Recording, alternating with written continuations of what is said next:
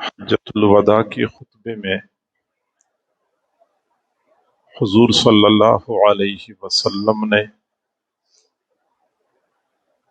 جن بنیادی امور کو اہمیت کے ساتھ بیان فرمایا، ان میں سے خواتین کے حقوق کا معاملہ بھی تھا،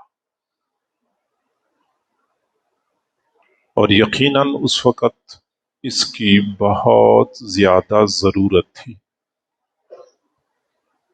کیونکہ حضور صلی اللہ علیہ وسلم کی تشریف آوری سے پہلے صرف عرب معاشرے میں نہیں بلکہ پوری دنیا میں خواتین کا بدترین استحصال ہو رہا تھا۔ معاشرے میں ان کو کسی قسم کا کوئی حق حاصل نہیں تھا، بلکہ بعض معاشروں میں تو خواتین کو انسان تک بھی تسلیم نہیں کیا جاتا تھا۔ چین میں لوگوں کا یہ نقطہ نظر تھا کہ اس میں شیطانی روح ہوتی ہے۔ یونان میں لوگ کہتے تھے کہ یہ جانور ہے، یہ انسان ہی نہیں ہے۔ ہندوستان میں خواتین کے حقوق کا یہ عالم تھا کہ جب کسی خاتون کا خاوند انتقال کر جاتا تو ہندوؤں کی مذہب کی تعلیمات کے مطابق اس کو جلاتے تھے، اور جہاں خاوند چتے میں جلتا تھا اسی کے ساتھ اس کی زندہ جو بیوہ ہوتی تھی اس کو بھی جلا دیا جاتا تھا، اور اس کو ستی کا رواج کہتے تھے۔ یعنی خاتون کو اپنی وفاداری کا یقین دلانے کے لیے اتنی بڑی قربانی دینی پڑتی تھی کہ میں اپنے خاوند کی اس قدر وفادار ہوں کہ اس کے ساتھ اس کے چتے میں اپنے آپ کو جلا کر خاکستر کر رہی ہوں۔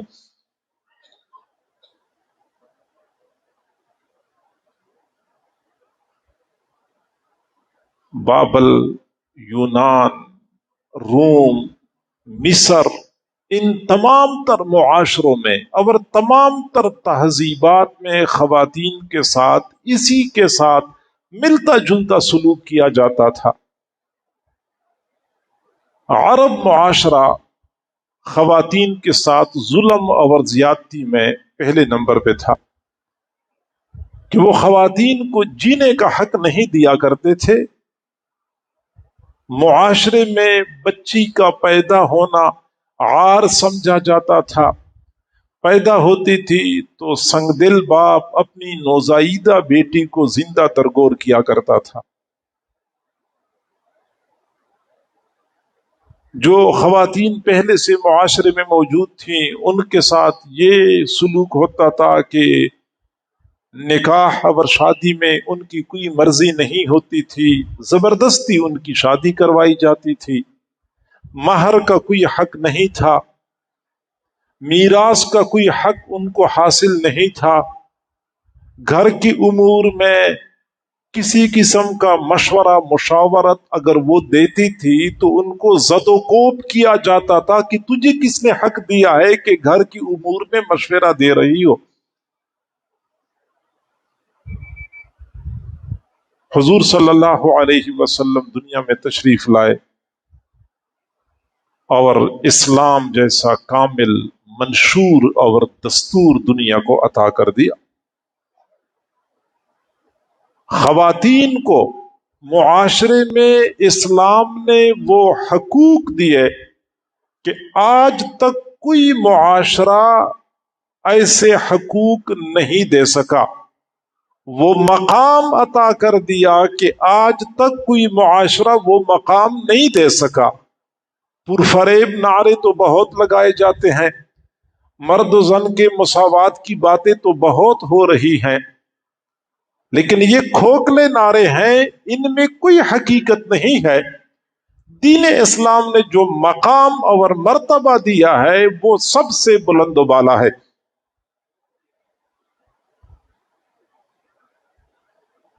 چنانچہ دین اسلام میں خواتین کو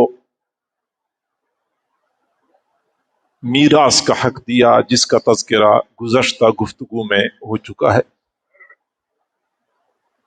نہ صرف یہ کہ جینے کا حق دیا، بلکہ بچیوں کی پرورش اور ان کو پالنا یہ جنت میں جانے کا باعث قرار دیا گیا۔ حضور صلی اللہ علیہ وسلم نے یہی بات تو فرمائی، تم میں سے کسی بندے کی 2 بیٹیاں ہوں اور وہ ان 2 بیٹیوں کی پرورش کرے، ان کو پالے یہاں تک کہ وہ بڑی ہو جائیں، ان کی اچھی تربیت کر لے، اچھی جگہ پہ ان کے رشتے کروائے، وہ بندہ قیامت کے دن میرے ساتھ یوں ہوگا جیسے میرے ہاتھ کی 2 انگلیاں۔ گویا کہ بچیوں کی پرورش پہ آپ نے جنت کی بشارت دی ہے، بچیوں کو وہ مقام اور مرتبہ دیا۔ شریعت مطہرہ نے خواتین کو شادی میں یہ اختیار دیا ہے کہ اگر خاتون کے عزم میں مشورہ دی گئی کہ مجھے یہ رشتہ منظور ہے یا منظور نہیں ہے، البتہ جو باکرہ ہوتی ہے، کنواری ہوتی ہے، اس کے مزاج پہ شرم اور حیا کا غلبہ ہوتا ہے، چنانچہ وہ واضح طور پہ تو یہ نہیں کہہ سکتی کہ فلاں جگہ پہ رشتے کے لیے میں راضی ہوں، لیکن اس سے بھی اجازت طلب کی جائے گی، اور جب وہ خاموشی اختیار کر لے تو اس کا خاموش ہونا یہ اجازت سمجھی جائے گی۔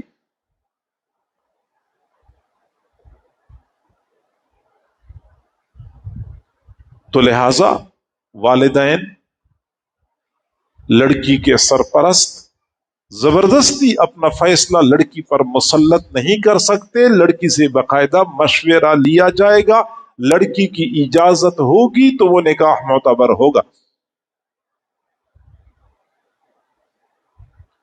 اور اگر بالفرض و تقدیر شادی ہو گئی، شادی ہونے کے بعد لڑکی کو اندازہ ہو گیا کہ گزارا مشکل ہے، کچھ بنیادی حقوق ہیں کہ خاوند ان حقوق کو ادا نہیں کر رہا یا نہیں کر سکتا، تو اس صورت میں وہ لڑکی پابند نہیں ہے کہ وہ اپنی پوری زندگی اسی خاوند کے ساتھ رہتے ہوئے وفا کرتے ہوئے اپنا مستقبل تباہ کر دے، بلکہ اس لڑکی کو حق حاصل ہے کہ وہ قاضی کے پاس جائے اور قاضی سے کہہ دے کہ میرے بنیادی حقوق پورے نہیں ہو رہے، قاضی تفریق کر دے گا۔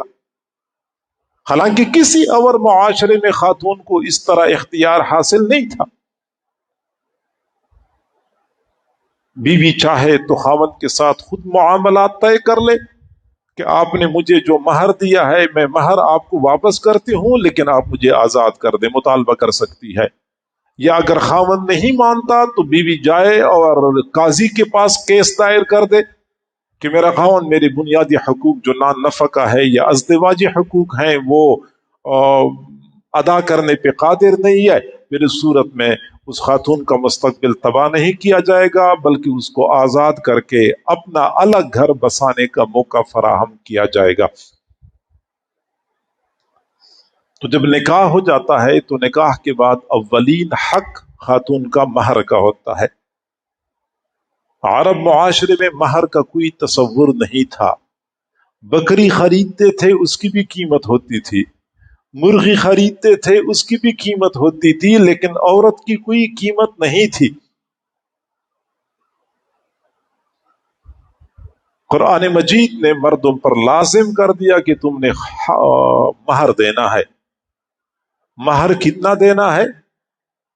حضرت عمر رضی اللہ تعالیٰ عنہ نے جب اپنے معاشرے میں اپنے زمانے میں محسوس کر لیا کہ چونکہ خواتین کا مہر زیادہ ہوتا ہے تو غریب مرد شادی پر قادر نہیں ہوتے، یقیناً ان کے لیے آسانی ہونی چاہیے، تو ایک مرتبہ حضرت عمر رضی اللہ تعالیٰ عنہ نے ممبر پہ بیٹھ کے یا کھڑے ہو کے خطبہ دیا اور لوگوں کو منع کر دیا کہ تم میں سے کوئی بندہ اپنی بیٹی یا بہن کا حق مہر 400 درہم سے زیادہ نہ رکھے۔ فاعترضت له امرأة من قریش، پھر حضرت عمر جیسے جاہو جلال والے، روب اور دبدبے والے امیر المؤمنین کے سامنے قریش کی خاتون کھڑی ہو گئی اور کہنے لگی اما علمت یا عمر ما انزل اللہ تعالی فی القرآن، عمر آپ کو نہیں پتا کہ اللہ تعالیٰ نے قرآن میں کیا نازل کیا ہے؟ او آتیتم احداہن قنطارا فلا تأخذوا منہ شیئا، اللہ تعالیٰ فرماتے تم اپنی بیویوں کو ڈھیروں سونا دے دو، قنطار سونے کے ڈھیر دے دو۔ عمر، جب اللہ تعالیٰ نے سونے کے ڈھیر کا تذکرہ کیا ہے تو آپ کیسے یہ بات کرتے ہیں کہ 400 درہم سے زیادہ مہر نہیں ہونا چاہیے؟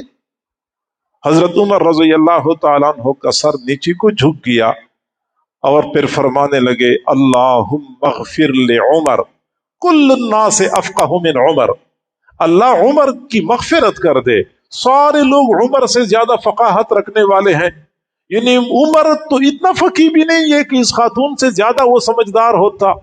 پھر خود فرمایا امرأۃ خاصمت عمر فخصمت ہو، ایک خاتون نے حضرت عمر کے ساتھ مناظرہ کر لیا اور خاتون مناظرہ جیت گئی۔ ممبر پہ بیٹھ کے حضرت عمر نے بھرے مجمع میں اس بات کا اعتراف کر لیا۔ یہاں سے معلوم ہو سکتا ہے کہ اس معاشرے نے خواتین کو کیا مقام اور مرتبہ دیا تھا کہ ایک خاتون حضرت عمر کے سامنے کھڑی ہو کے اس طرح کی جواب دیتی ہے۔ بہرحال مہر کی کوئی تحدید نہیں ہے۔ ظاہری بات ہے کہ اگر مہر بہت زیادہ ہو جائے تو پھر شادی مشکل ہو جائے گی، جب شادی مشکل ہوگی تو نوجوان بے راہ روی کا شکار ہو جائیں گے، لہٰذا اس کی حوصلہ افزائی تو نہیں کی جا سکتی، تاہم شریعت کی جانب سے کوئی قانون نہیں ہے، جتنا مطالبہ کر لے، ڈھیروں سونے کا مطالبہ کر لے، شریعت نے اس کو حق دیا ہے۔ اور اگر ایسا ہو کہ مرد نکاح تو کر لے اور پھر مہر ادا کرنے کا ارادہ ہی نہ ہو، یا پھر پہلے دن کہہ دے کہ مہر معاف کر دے اور بیوی بیچاری بعد دل ناخواستہ مہر معاف کر دیتی ہے، تو حدیث شریف میں ایسے بندے کو زانی اور بدکار کہا گیا ہے کہ اس نے اپنا اولین فریضہ بھی پورا نہیں کیا، اپنی بیوی کا اولین حق ادا نہیں کیا۔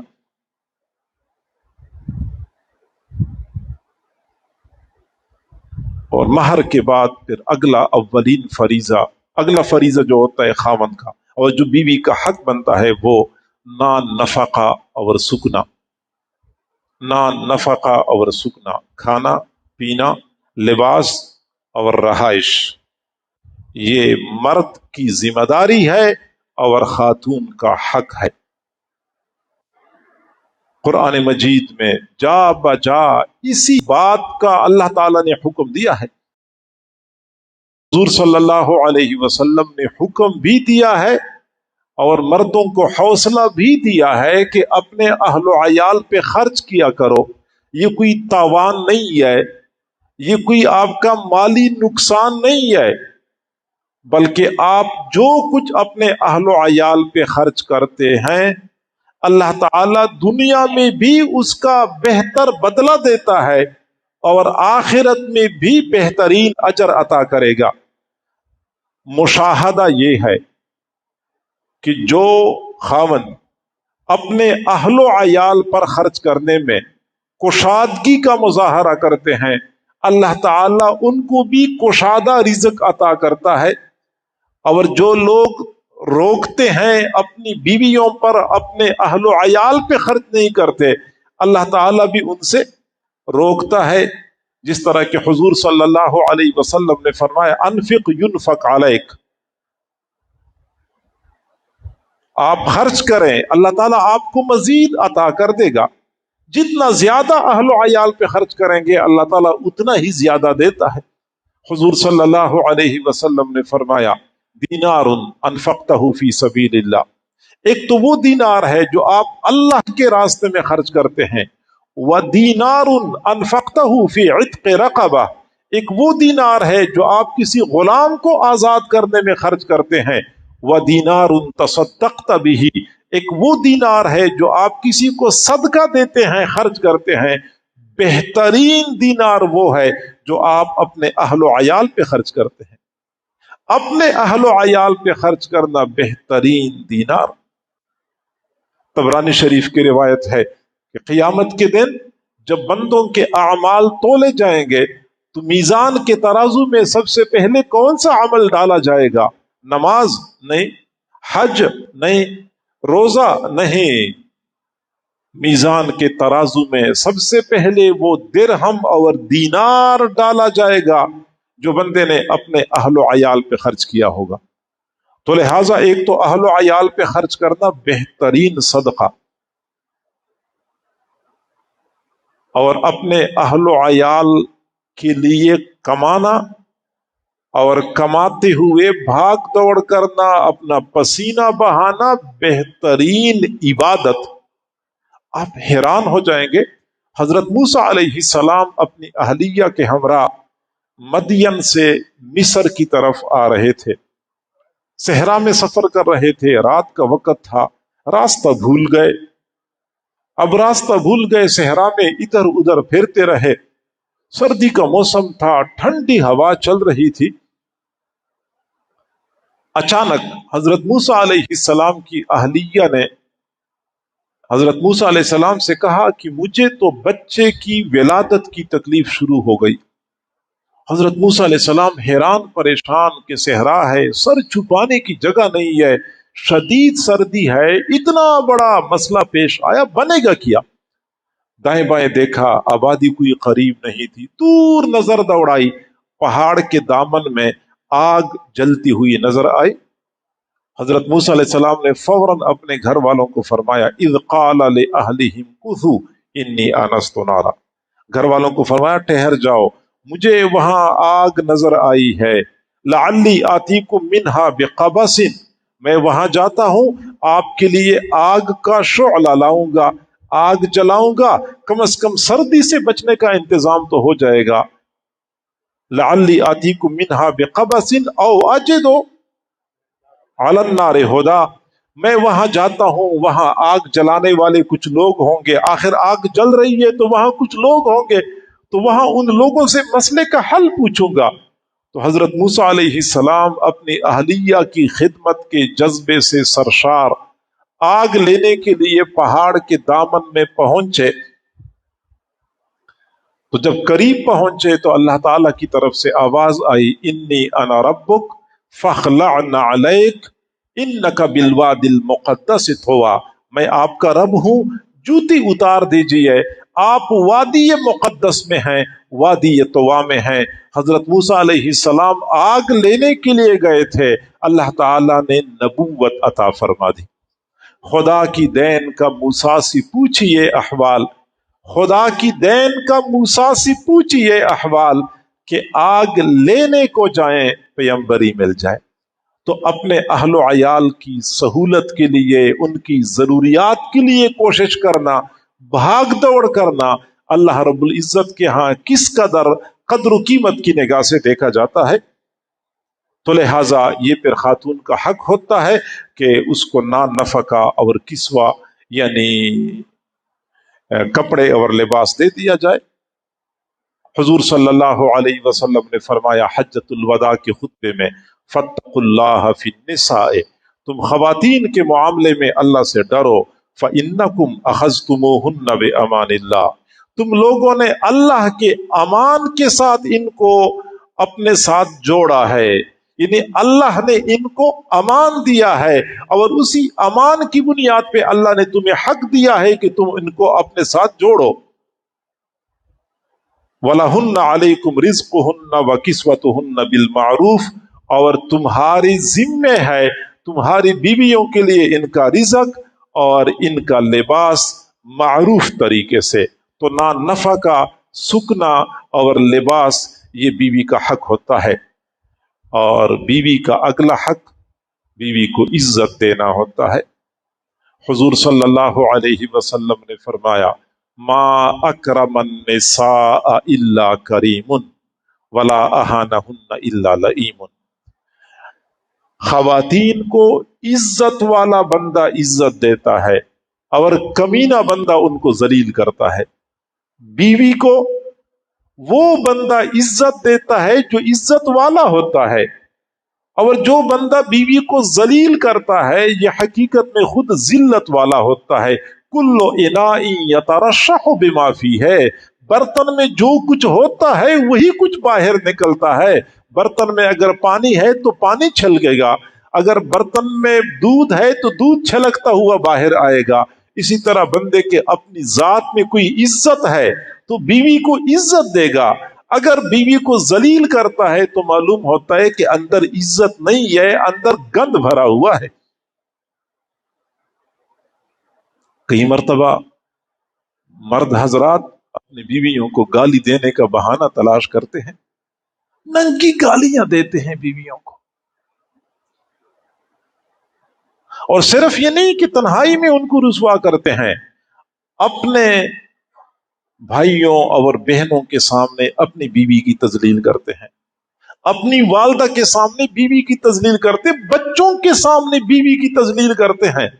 اور ان بچوں پہ پتہ نہیں کیا اثر پڑتا ہوگا اور کیا منفی اثرات وہ بیچارے بچے قبول کرتے ہوں گے. خاوندوں کو چاہیے کہ اپنی بیویوں کو ڈانٹے نہ، ان کی تذلیل نہ کرے. اگر ڈانٹنے کی ضرورت بھی ہو تو موقع محل کو دیکھتے ہوئے ڈانٹا کرے. آپ لوگوں نے دیکھا ہوگا چھوٹے بچے بھاگتے ہیں، بھاگتے ہوئے وہ گر جاتے ہیں. بچے کھیلتے بھی ہیں، گرتے بھی ہیں، وہ دائیں بائیں دیکھتے ہیں، کوئی دیکھنے والا نہیں ہوتا، کپڑے جھاڑ کے پھر بھاگنا شروع کر دیتے ہیں، ان کو پرواہ نہیں ہوتی. لیکن جب بچہ گرتا ہے اور دائیں بائیں دیکھے اور لوگ اس کی طرف دیکھ رہے ہوتے ہیں، وہ رونا شروع کر دیتا ہے. وہ 2-3 سال کا بچہ بھی اپنی عزت نفس کو سمجھتا ہے کہ میں گر گیا ہوں، مجھے سارے لوگوں نے دیکھ لیا ہے یا کوئی اس پر ہنسا ہے، تو وہ اپنی عزت نفس کو خراب ہوتے ہوئے دیکھتا ہے تو رونا شروع کر دیتا ہے. جب کوئی دیکھ نہیں رہا ہوتا چوٹ بھی لگتی ہے، تکلیف بھی ہوتی ہے، لیکن پھر بھاگنا شروع کر دیتا. تو اگر 3 سال کا بچہ اس چیز کو سمجھتا ہے تو پھر بڑا بندہ اگر لوگوں کے سامنے اس کی تذلیل و توہین کی جائے، پتہ نہیں اس کے دل پہ کیا گزرتی ہوگی. گزشتہ کل یہی بات ہو رہی تھی کہ بھائی عزت، ہر مسلمان کی عزت کا تحفظ یہ شریعت مطہرہ کی منشور کا بنیادی حصہ ہے. تو اگر عام مسلمانوں کو عزت دینا یہ ہم سب کا فریضہ ہے تو پھر اپنی بیوی کو ذلیل کرنے کی گنجائش کہاں بن سکتی ہے؟ عزت کیسے دینی ہوتی ہے؟ حضور صلی اللہ علیہ وسلم غزوہ خیبر سے تشریف لا رہے تھے. حضرت صفیہ رضی اللہ تعالی عنہ آپ کے ساتھ تھی، آپ کی زوجہ ہیں، صحیح بخاری شریف کی روایت ہے. آپ جب حضرت صفیہ رضی اللہ عنہ کو اونٹ پر سوار کراتے تھے، اب ہوتا یہ ہے کہ اونٹ کو بٹھایا جائے پھر بندہ اس پہ سوار ہوتا ہے. اونٹ بیٹھا ہوا بھی ہو پھر بھی اتنا اونچا ہوتا ہے کہ ایک خاتون کے لیے سوار ہونا دشوار ہوتا ہے.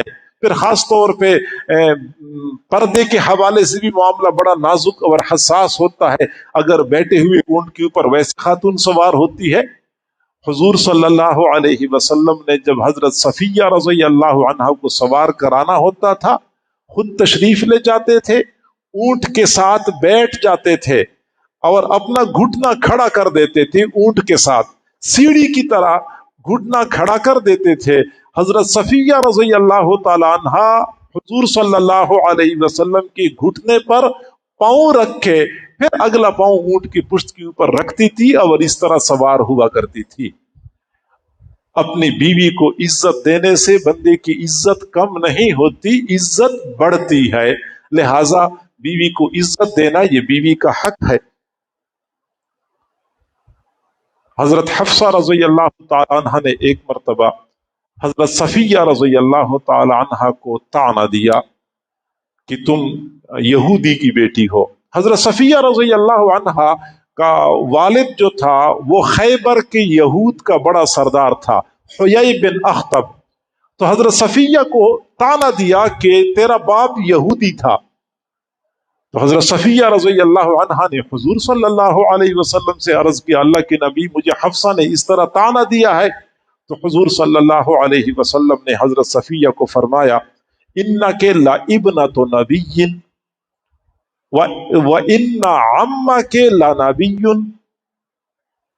وَإِنَّكَ لَتَحْتَ نَبِيٍّ فَبِمَا تَفْخَرُ حفصہ، فرمایا کہ صفیہ آپ ایک نبی کی بیٹی ہیں، آپ ایک نبی کی بیٹی ہیں، اور آپ کا چچا بھی نبی تھا، اور آپ کا خاوند بھی نبی ہے، حفصہ کیوں آپ پر فخر کرتی ہے اور کس بنیاد پہ فخر کرتی ہے؟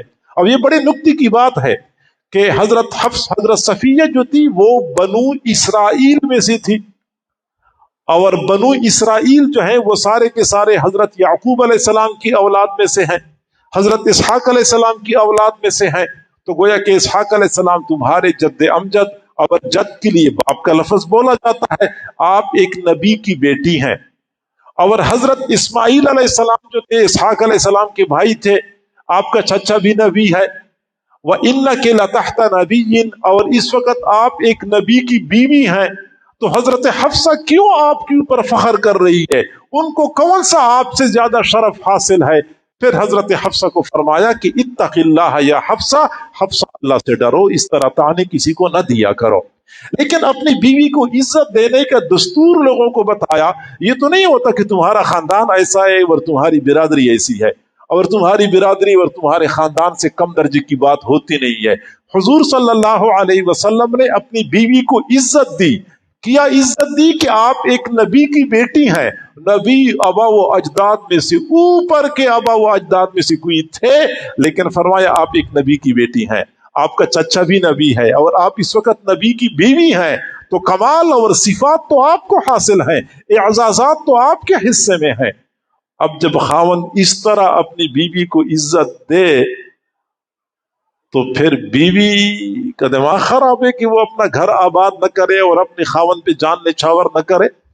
تو لہٰذا بیوی کو عزت دینا یہ بیوی کا حق ہے، اور بیوی کو بات بات پہ ذلیل کرنا اور اس کی توہین کرنا یہ خاوند کو کبھی زیب نہیں دیتا۔ ایک عام مسلمان کی توہین خاوند کسی بندے کو زیب نہیں دیتا، تو پھر اپنی بیوی کی توہین کرنا کیا زیب دیتا ہے؟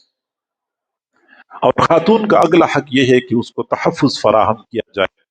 تحفظ، ایسا مکان ہو جس مکان میں وہ محفوظ ہو، اس کو کوئی پریشان نہ کرے، کوئی پریشان نہ کرے، یعنی اجنبی لوگ بھی پریشان نہ کرے، اس خاتون کی ساس بھی پریشان نہ کرے، نند بھی پریشان نہ کرے، دیورانی جیٹانی بھی اس کو پریشان نہ کرے۔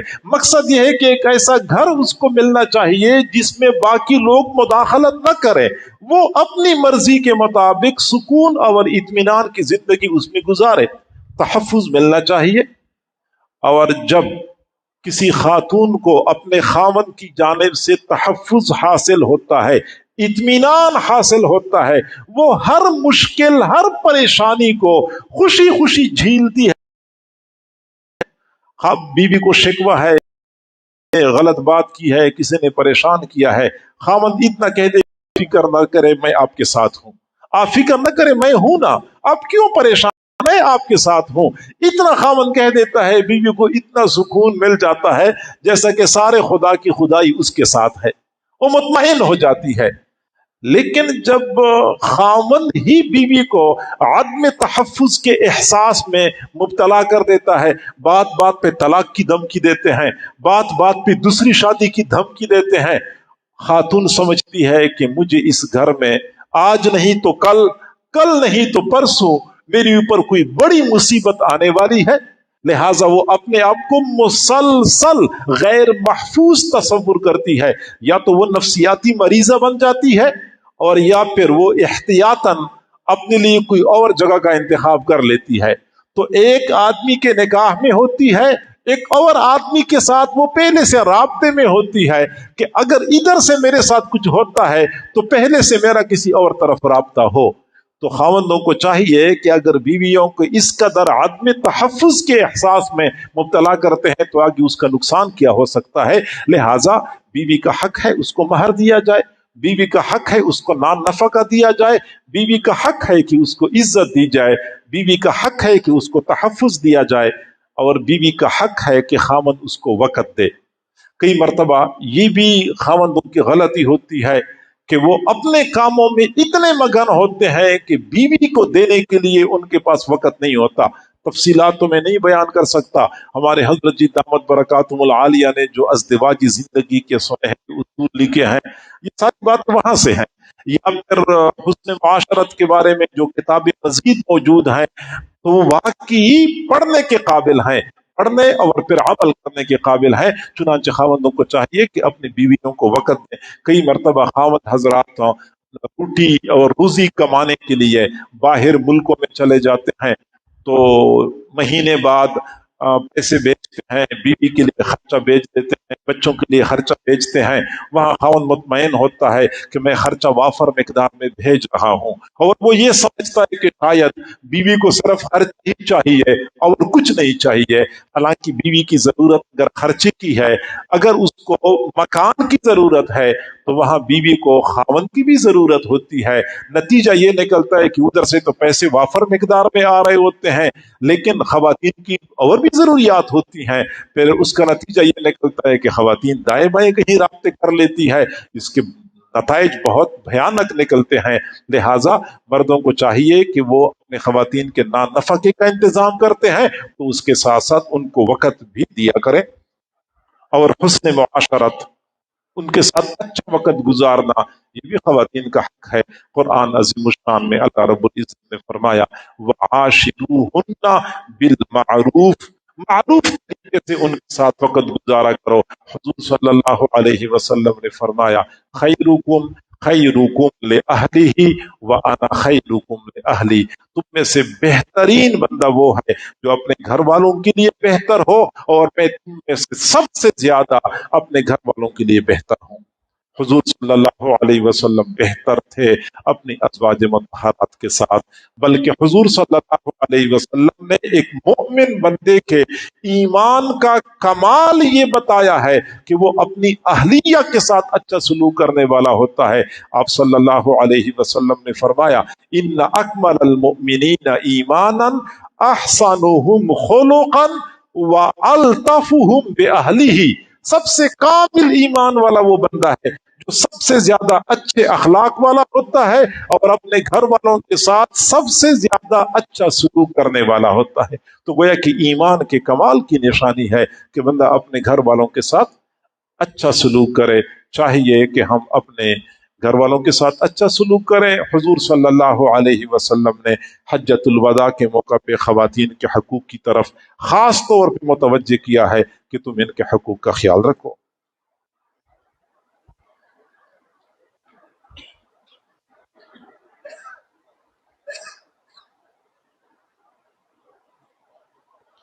یہ سوالات ہیں، ٹائم کافی ہو جاتا ہے، تو مغرب کے بعد انشاءاللہ سوالات کے جوابات دے دیں گے. کہاں گیا وہ ہمارا ساتھ مؤذن؟ کہاں گیا مؤذن؟ آپ سنبھال لیں، مغرب کے بعد پھر جواب دے دیں گے انشاءاللہ. ابھی ٹائم کافی ہو چکا ہے.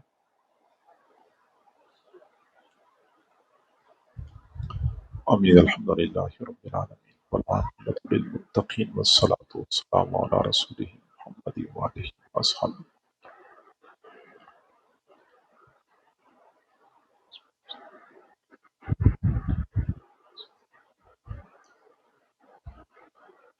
صلی اللہ تعالی علی خیر خلقہ محمد وآلہ وصحبہ.